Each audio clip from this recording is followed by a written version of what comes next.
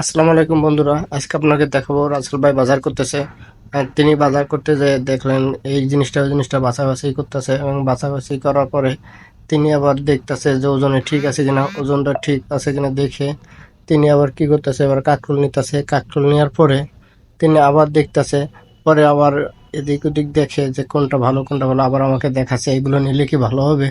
তা আমি বলছি যে হ্যাঁ, এগুলো নিলে ভালো হবে। পরে আবার টাকা দেখাচ্ছে, টাকা জাল টাকা নাকি টাকা। পরে এখান থেকে আমরা গেলাম আবার মাছ বাজারে যায় দেখতেছি যে কি মাছ নেওয়া যায়। তিনি একটু একটু করে নেয়, একটু একটু করে নেওয়ার পরে আমরা আবার দেখতেছে এদিক থেকে কোন মাছ নেওয়া যায়। এদিক ওদিক তাকায় দেখতেছে, দেখার পরে তিনি আবার দেখালো যে শিং মাছ না কি মাছ, চিংড়ি মাছ, কি মাছ নেবেন। না নিয়ে তিনি নিলে হলো পাবদা মাছ। তো দেখাবো যে মাছের বাজারে আজকে বাজারে আসলাম, বাজারে তেমন খোলা না, তবে পাবদা মাছ মারতাছে এবং পাবদা মাছ দেখতেছে যে কোনটা নিয়ে যায় কোনটা নিয়ে যায়। এবং তিনি বেছে বেছে বড় যায়, কিন্তু মাছওয়ালারা একবার সব দিয়ে দিতেছে, পাবদা মাছ নিতেছে। নেওয়ার পরে পরে আবার দেখতেছে যে না, ওজনে কম হয়েছে। পরে আবার দিল, পরে কছে কি ঠিক আছে, এবার কয়ে টাকা দিয়ে টাকা দেওয়া লাগবে। পরে দিয়ে দিল টাকা। পরে টাকা দেওয়ার পরে কইলো কি খুচরা আছে কিনা, খুচরা কই না, খুচরা নাই। পরে চিনি আবার কইলো যে আমার কাছে 10 টাকা আছে, 10 টাকায় দিয়ে কয় না, 10 টাকা হলে হবে না। তিনি আবার টাকা খুচরা করে দিল। দেওয়ার পরে আবার আবার আমরা অন্য জায়গায় মাছ দেখবো যে কি মাছ নেওয়া যায়। আবার টাকা দেখলো যে সিরাবড়া আছে কিনা। পরে দেখলাম মাছ কোনোটা পছন্দ হয় না, পছন্দ পরে তিনি আবার গুঁড়ো মাছ নিল।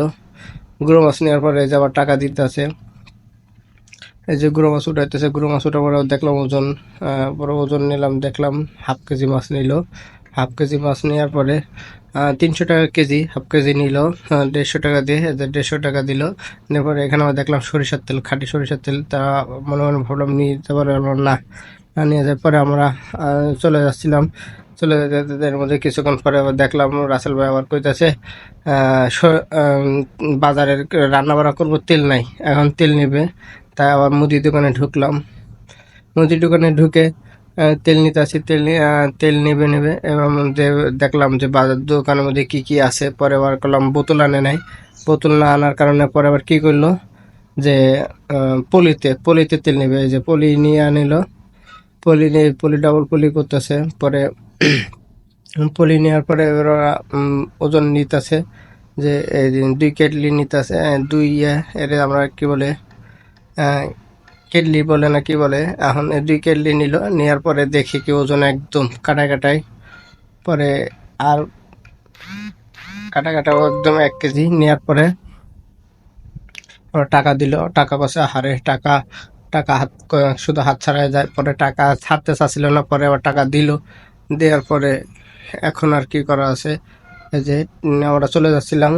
চলে যাওয়ার পথে ওরা করছে কি চলো, আমারে বলতেছে চলো কিছু খাওয়া দাওয়া করি। আমি পরে বলছি না, খাওয়া দাওয়া করবো না। তিনি আবার কছে আমার আনারস দেখে লোভ লাগছে, আনারস নিল। আনারস নেওয়ার পরে আনারস কাটা দেখতেছে, দেখে দেখে তিনি আবার কইতেছে যে আহারে আনারস কখন খাবো কখন খাবো। পরে আনারস আলা কাটতে একটু দেরি করতেছে। তিনি এদিক ওদিক ঘুরায় ফেরায় ভালো করে কাটতেছে, চাকুতে দেখতেছে কোনো কিছু লাগে আছে কিনা। পরে কাটাকাটি করতেছে, করার পরে এবার কি করলো, আনারস আবার দেখতেছে কনে কনে কি আছে না আছে, ভালো করে দেখে নিতেছে। দেখে নেওয়ার পরে তিনি আবার কাটাকাটি এবার ঝাঁকা মাকা দিল। ঝাঁকা মাকা দেওয়ার পরে পরে কী করলো, পলিতে দিল। পরে রাসেল ভাই নিয়ে দেখেন চুপি চুপি খাইতেছে। পরে আমার কাছে খাও, আমি বলছি না খাবো না। তিনি কি আমাকে থুয়ে খাওয়া শেষ করে ফেললো। খাওয়া শেষ করে মনে করেন